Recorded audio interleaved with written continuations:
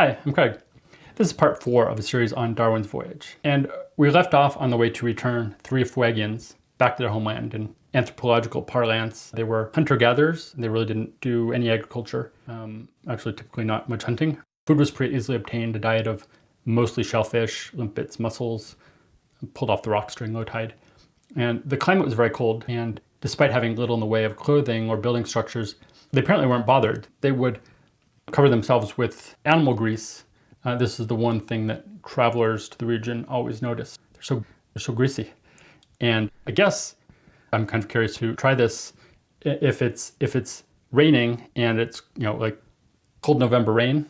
I guess their seasons are reversed. So cold May rain, your clothes get saturated and they cling to you, and you get hypothermia, or you get something when you have that cold up against your body. So their nakedness, as much as that, it goes hand in hand often with lack of development or being uncivilized. Their nakedness was a way of not having cold clothes clinging to them. And then the greasiness was a way of still having kind of like a layer of clothes. And their hair also would be all kind of matted up and greasy. And so they looked like, well, Darwin calls them demoniacs. But these 3 Fuegians that the captain has on the ship strike Darwin and seem as very similar to any Englishman. They've actually become, I guess, quite vain, polishing their shoes, dressing like dandies, and liking British etiquette. So they weren't asked, before they were taken to some extent. And now they're not necessarily being asked to be brought back. So, and so they're all dressed up like landed gentry, and they're going to be now brought back to Terra del Fuego, which is the land of fire. And the name actually comes from hundreds of years prior. Magellan, on his voyage to the region, saw countless columns of smoke rising from the area from the fires of all the people that lived there. So, land of fire. And Terra del Fuego, the people that live there are therefore Fuegians. And it goes without saying that that was not a name that they gave themselves. That's a name given to them from the outside. And it makes some sense to collectively refer to them all as Fuegians. There's definitely similarities, but there are also definitely differences. Primarily the problem is the tribes were all mutually antagonistic. They didn't like each other. I mean, that's not unique to these tribes. That's tribes in general, or nations in general. I mean, Europe in the last century fought 2 world wars amongst themselves. So, everybody from this area calling them all Fuegians, and the upshot of that being, I mean, it's hard to tell what really happened, but once they were dropped off, according to the testimony of the third, the first 2 had convinced him into going with them,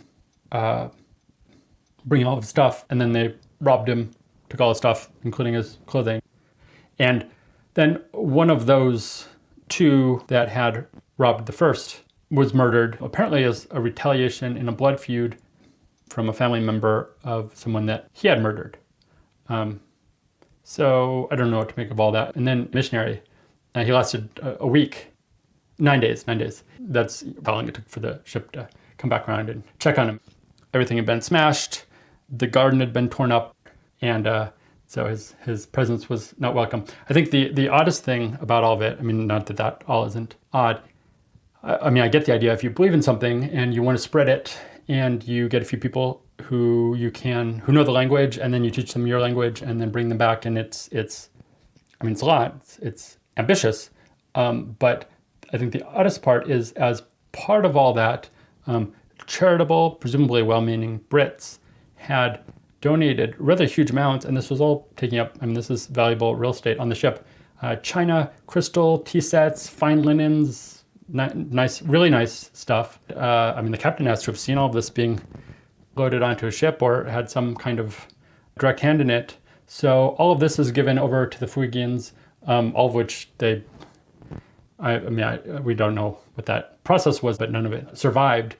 So I don't know, the level of disconnected idealism of kind of, as opposed to when you give them, I don't know, I was going to say knives, maybe that has its own downsides, but you give them all metal pots, matches. I mean, maybe it would have tanked anyway, but anyway, captain's rather distraught, but he still had a job to do. I mean, his job was to chart the coast of South America. So they head back north to finish their surveying. They did swing by about a year later, so they head back north. And then during their time of going over to the west side of South America, they stopped just to check out what was in the region. They didn't really find anything. They did check their garden though, and everything that had been above ground was destroyed. But any of the tubers, anything that had been below ground, was untouched. So they were able to dig up some potatoes and turnips. So not a total loss, I guess. At any rate, this side quest now out of the way, the coastal charting resumed, and Darwin's routine during the voyage is pretty much the same throughout. That is that the ship would putter out along the coast, taking measurements, and he'd be on land, roaming the countryside, and he'd basically just meet up with the ship when he wanted to. I'm amazed that it worked as well as it did. Obviously, they have very little in the way of communication, but Darwin knew the ship's itinerary, and if he missed the ship at one port, he would just do his own thing until it was time to head off to see if he could meet them at the next port, catch up with them there. And it probably goes without saying, Darwin got everywhere on horseback. So he's not uncommonly riding for weeks at a time. And on several occasions, he rented accommodations in town and then would make like forays into the jungles or pampas during the day, or occasionally longer trips. He'd enjoy the generosity of a local who would let him sleep in the barn. But a surprising amount of time, he was just sleeping out under the stars. At the end of his travel memoir, he reminisces about the pleasure, quote, living in the open air with the sky for roof and a ground for the table. And most of these places that Darwin went were fairly lawless. And that doesn't mean everybody was murdering each other. But the small percentage of the population that was doing that are mostly able to keep doing it. And so I guess the way to think of it is bandits could always kill you if they wanted to. So you just have to find a way to communicate that you're not worth the trouble, so you don't look like a Mas Rico Guerrero. And two, you travel in groups, whether it's just people that happen to be going where you're going, or in Darwin's case, since most people weren't out trying to look at bugs and rocks, he would hire locals to ride with him. And these locals were called gauchos. And they're very similar to cowboys of the American frontier. And just like we think of cowboys and Indians, the gauchos at the time were potentially soldiers for hire amid Argentina's constant regional land disputes. And Darwin, being British, was mostly considered above the fray by the various factions that he came upon. But to the extent that his motives didn't really make sense to people, don't you have bugs and rocks where you come from? He on several occasions raised suspicion that he was a spy. And Darwin would say that he's a naturalist. That's not a term they'd ever heard. One time he was with a fellow Brit who offered, trying to be helpful. A naturalist was, saying this in Spanish, a man that knows everything, which that even sounds like a spy. So in the best case, though, Darwin was issued a passport that he was very proud of, his new alter ego. He's now El Naturalist Don Carlos. Years later, the man that Darwin had been brought before for this passport would seize control over a large swath of Argentina. I guess what you'd call a military junta. I guess you would call him a dictator, and had a lot of power at the time. And Darwin, in his memoir, his voyage memoir, that was the 1939 edition, he says, he, referring now to the future dictator, he is a man of extraordinary character and has most predominant influence in the country, which seems probable that he will use to its prosperity and advancement. And then in the 1945 edition of his Beagle memoir, he has a little asterisk at the end of that sentence. Follow the asterisk down. It says, "This prophecy has turned out entirely and miserably wrong." Now, as to the scientific aspect of this leg of the voyage, I mentioned his notice of seeing the continuity of type between the fossils that he had found and the animals that were currently living in South America. But another thing that stood out to Darwin was that there was a diminutive ostrich-like bird called a rhea, and he had been eager to catch one of these for science. He thought he'd be the first. It actually had already been caught by this time, but is often still referred to as Rhea darwinii, according to the one that Darwin had caught. But more importantly, for his thinking in the long run was the fact that compared to this Rhea darwinii, this more diminutive version in the south, there was a larger Rhea further north.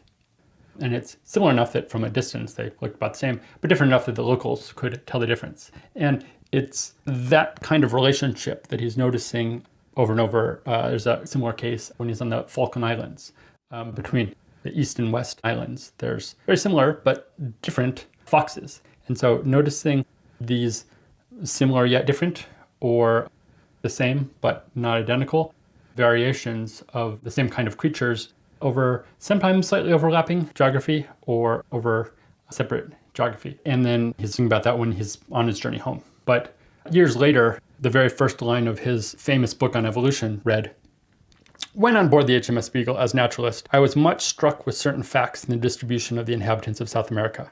That includes what he's going to see on the Galapagos Islands, including that in South America, and in the geological relations of the past to the present inhabitants of that continent. That's referring to the fossils and the similarity of what's above ground, live and current, to what's below ground, dead and extinct. And on the next leg of the voyage, his attention shifts back to geology. The captain, having finished the survey on the east coast, now they go through the Strait of Magellan, flanked by glaciers, water strewn with icebergs, slowly back up north, surveying the coast now of Chile and Peru. And while at sea, Darwin witnesses from the ship a pretty massive volcanic eruption on a nearby island. A little bit later, while on land, he experiences a powerful earthquake. Almost comically, he had just laid down for a nap and he could barely stand. And Darwin thinks of each of these as examples of geological phenomenon that, if repeated over and over and over, could accumulate into massive changes over time. In the case of the eruption, lava piles atop lava, layer upon layer, and the higher building ground, when starting underwater, I mean, that could make ground where there was previously ocean. Indeed, that's exactly what the Hawaiian Islands are and the Galapagos Islands are.